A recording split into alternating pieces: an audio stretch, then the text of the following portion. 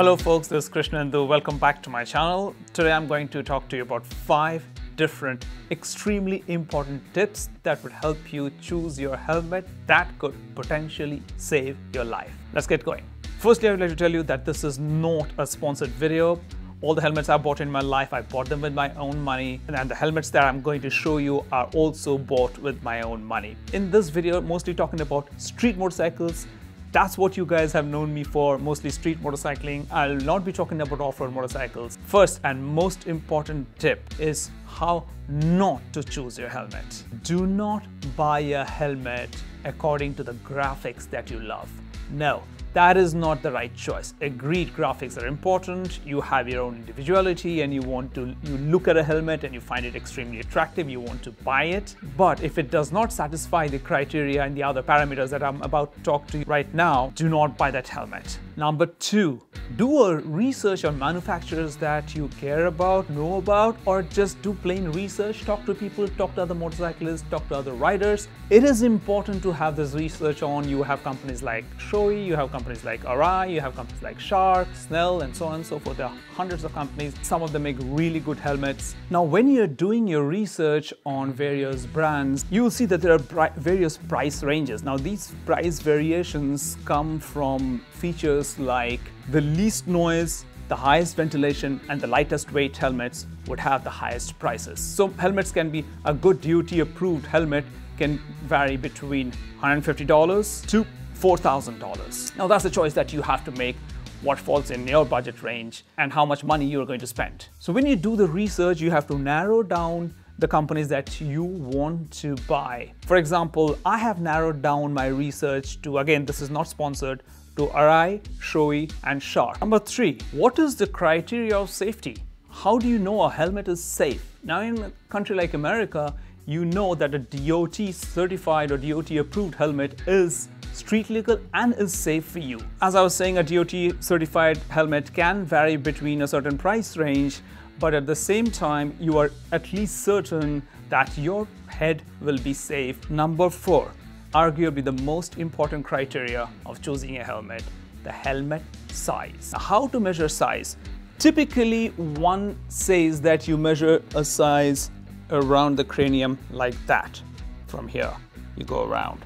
But that said, the best way to choose size is you go to a store, because measuring your cranium and then ordering a helmet online and buying it is not the best thing to do. You need to know the shape of your head, if the kind of helmet that you're looking for actually suits you, fits you. Now we are coming to the most important part, as I was saying, fits you. The word fits is very, very important. How do you know a helmet fits you? Let me show you my helmet.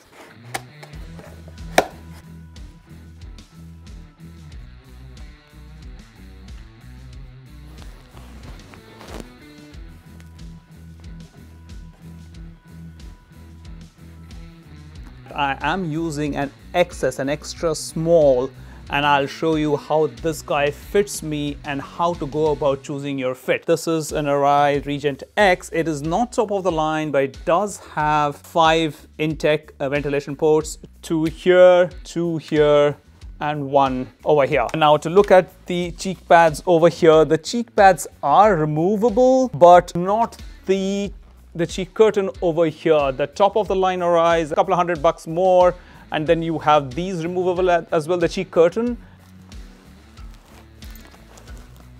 I hope you can hear me loud and clear. Inside there's space that my ears popped open. Typically you would ask somebody to hold your helmet from the front like this and then move your head from side to side. Basically, you should not be able to move your head from side to side. The cheek pad should have a snug fit, which means that you shouldn't be able to actually chew when you're wearing it.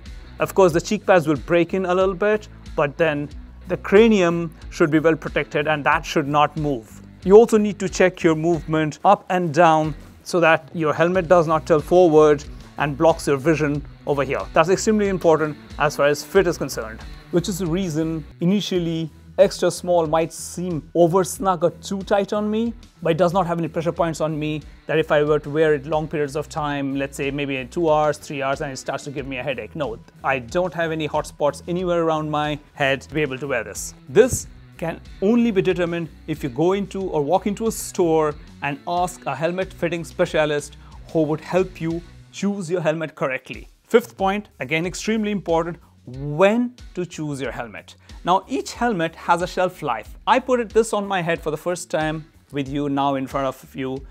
It has a lifespan of about 5 years. If you push it, maybe 6.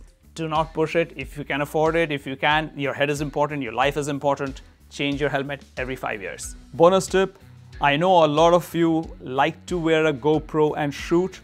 What you should not be doing is what I have done on this helmet, is put on a GoPro mount. Now, if you're putting a GoPro mount here, in case of a crash, this can give a rotational danger which you do not want to happen. It's a risk. I have taken that risk. I do not encourage you to take that risk. Safety is important. Take care of yourself, safety, take care of your life. Your head is important. I know there are crazy laws like PA, like Pennsylvania does not have a helmet law, which I find very strange, that people are riding 200 horsepower motorcycles at 180 miles an hour at times without a helmet. That's strange. Don't do that. PA, I request you to change laws so that riders are wearing helmets and are safe. Now, if you folks have any questions regarding the choice of a helmet, do ask me questions in the comment section and I'll try to give you the best possible answers. With that, I'll conclude my video here and I'll be definitely seeing you in the next one. Until then, ride safe, be safe.